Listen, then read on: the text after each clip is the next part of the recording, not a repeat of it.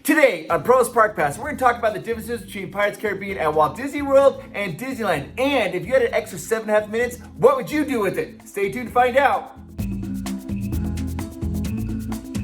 Today, we're talking about the differences of Pirates Caribbean, this classic ride at Walt Disney World and Disneyland. It's in both parks, but it is vastly different. I mean, it's crazy different. It's not even like the same. It's like, what is this? Apple compared to I don't know, some other type of fruit. That's what these two rides are like. So let's jump into it and find out the differences between Pirates Caribbean. The Disneyland version of Pirates Caribbean was the very last attraction that Walt Disney worked on before his untimely demise. The ride opened up 3 months after Walt Disney passed away. And Pirates Caribbean was a huge success. It was awesome. People loved it.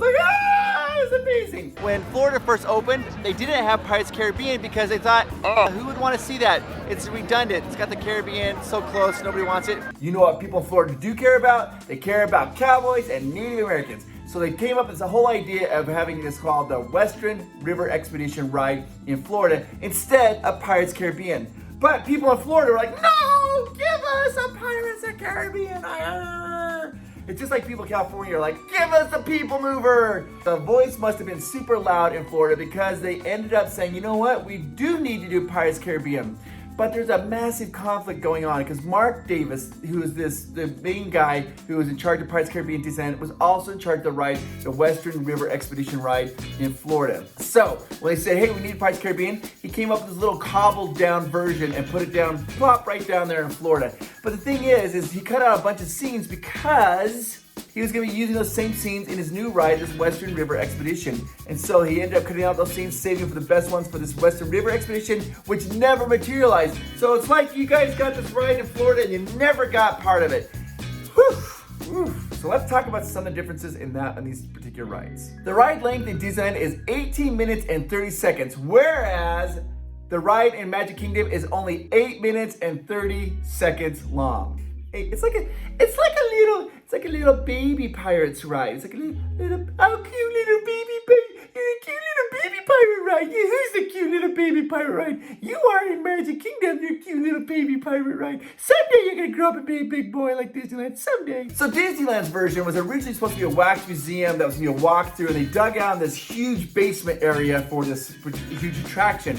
When they decided, hey, we want to have this more animatronic like Abraham Lincoln or the Hall of Presidents, they ended up saying, we'll just flood that area and turn it into this amazing ride. And it's exactly what they did. Pirates of the Caribbean has over 630,000 gallons of water. It takes 3 days to drain it in entirety if they're gonna do any repairs. 3 days. But in Florida, they didn't have all that room to do that, so they didn't do that. Hence why the ride is a lot shorter. Now, Disneyland, the ride is located in New Orleans Square, obviously. Well, in Florida, there is no New Orleans Square in Walt Disney World. So where they put Pirates Caribbean? They put it smack dab in Adventureland. That's right, it's in Adventureland. The Florida version has a Fast Pass queue. What? Now, if you want to get a free Fast Pass to the Walt Disney World version of Pirates Caribbean without even signing up or anything, click this video right here to learn how to do that. Disneyland, there's no Fast Pass queue, but at Disneyland, your ride is so efficient, man. It's just, people are just getting on and off that ride. Despite the lackadaisical nature of Pirates, the cast members keep this ride ship-shape. In fact, it's one of the most efficient rides in Disneyland, with 39 boats running at a time and each boat holding 23 to 24 people. This ride at capacity can handle around 2,900 people per hour, which is why even if the queue seems a little long, the line is always moving. Another difference is Disneyland's loading area has a name. It's called Lafitte's Landing.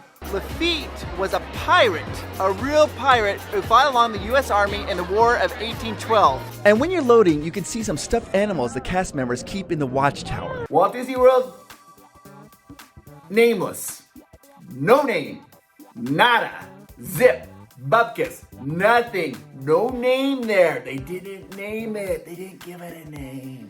And Disneyland, you walk in, go through the queue, and you get on the boat. Everybody gets on the boat on the port side. That's the left side. Left, L-E-F-T, 4 letters, port, P-O-R-T, left. So now you know left is port. They load on the port side. But Walt Disney World, people load on the starboard side and the port side. They load on both sides. It's like, grrr, grrr, grrr. Disneyland is very efficient. It's doing this way, this way, this way.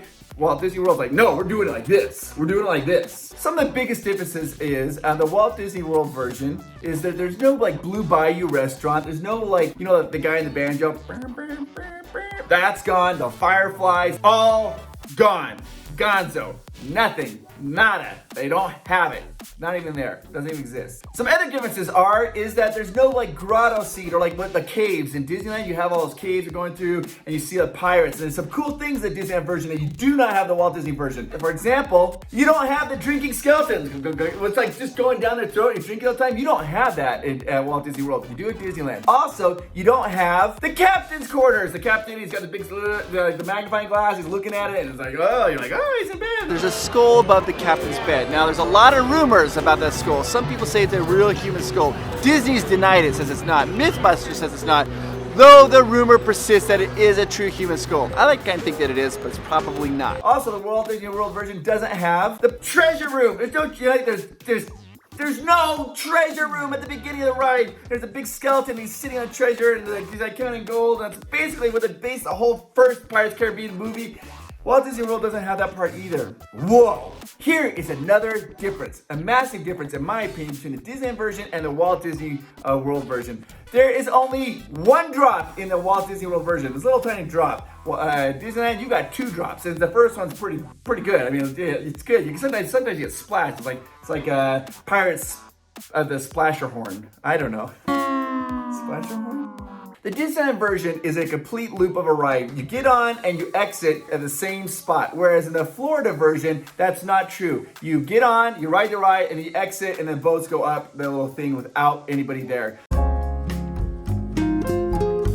I am so sorry, Matt. You're gonna have to get a cartwheel for me rather than Amanda because she's off with Miles right now. So let me go ahead and do this right here. We're gonna do a cartwheel, and this is for you because you are a $100 Patreon, and you're gonna be getting a tie, a signed, an exclusive Provost Park Pass shirt, and a signed tie. And here we go, Batman H40. This one's for you. I'm so sorry. I'm so bad at cartwheels.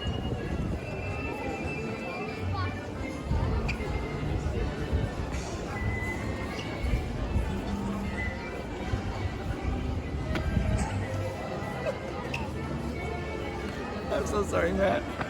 Now, the one thing that the Walt Disney World version has that Disneyland version doesn't have is a photo op. That's right, a photo op. In the Walt Disney version, there is a skull, right? You're talking skull, and hey, I've asked you, mateys. It used to be above it, but they moved it off the side, and that's where the camera is for people when they take their photos and does a photo for them. Most people don't even know that's where the camera is, so a lot of the photos look kind of funny because people are just looking around, they don't know what's going on. But no. Disneyland, you do not have a photo op of Pirates of the Caribbean. It'd be kind of fun if they did. I mean, that would be sweet. Should be right up that first hill, right, with people going down. That'd be a sweet, sweet place. Another difference is when you come into the battle where the Spanish soldiers are firing at Captain Barbarossa's ship, there's these Spanish prisoners and their heads kind of pop up, they go down, they kind of yell at them. Well, in the Walt Disney World, they don't have any of those Spanish, not prisoners, I say prisoners, Spanish soldiers coming up and down. They're not there. Another huge difference, and I say huge difference between the two rides is at the end of the Disneyland ride, you got a bunch of drunk pirates and they're shooting their guns at explosives, and I've always really enjoyed that part. Now, they don't use real metal cannonballs. That would be pretty cool, though. I'd love that. It's all done through magic. Whizzing wind, sound effects, and splashing of waters gives the illusion that cannonballs are flying over your head. Walt Disney World, you have them. They're basically, I think, they're drunk pirates, and they're kind of looting treasure. And that's where they ended up. They're looting treasure. There's no like explosives shooting at each other. Also, another difference is in the Walt Disney version, you have the building, the fire buildings are burning. It's like fires everywhere. Well, that is shortened about by half. From here to here, by half in the Walt Disney World version. They don't have as much fire. The illusion of fire on Pirates of the Caribbean is very simple. It's just a piece of cloth with air blowing up with lights shimmering on it to give it the effect of a fire.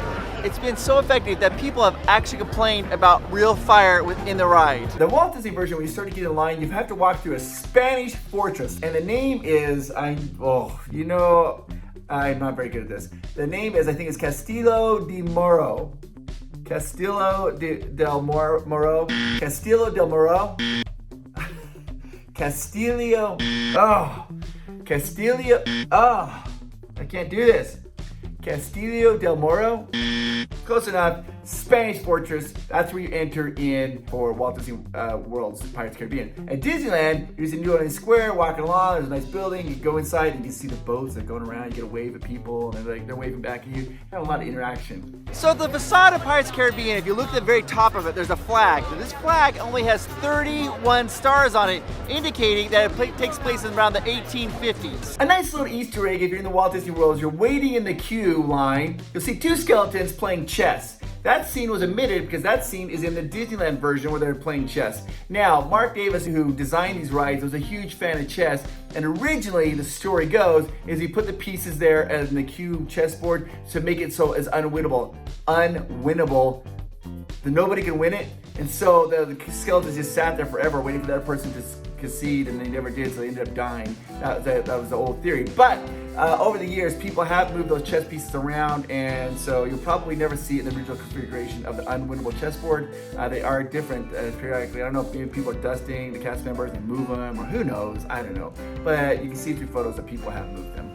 I hope every one of you is feeling groovy and doing okay. If you have any questions, comments, put them down in the comments down below. Let us know. We're also going to do some other ride comparison videos. We've done some like Big Thunder Mountain Railroad right over here. Check that out. And if you guys want, you can go ahead and support our channel by going to Patreon for little as $3 a month. That's right, $3 a month. You'll get an extra video week where you can ask Amanda and I anything. That's right, ask us any questions you want, and we will answer them the best of our abilities. So I hope you guys have a fantastic week. Remember that I think you're awesome. I do. I really do. Even you.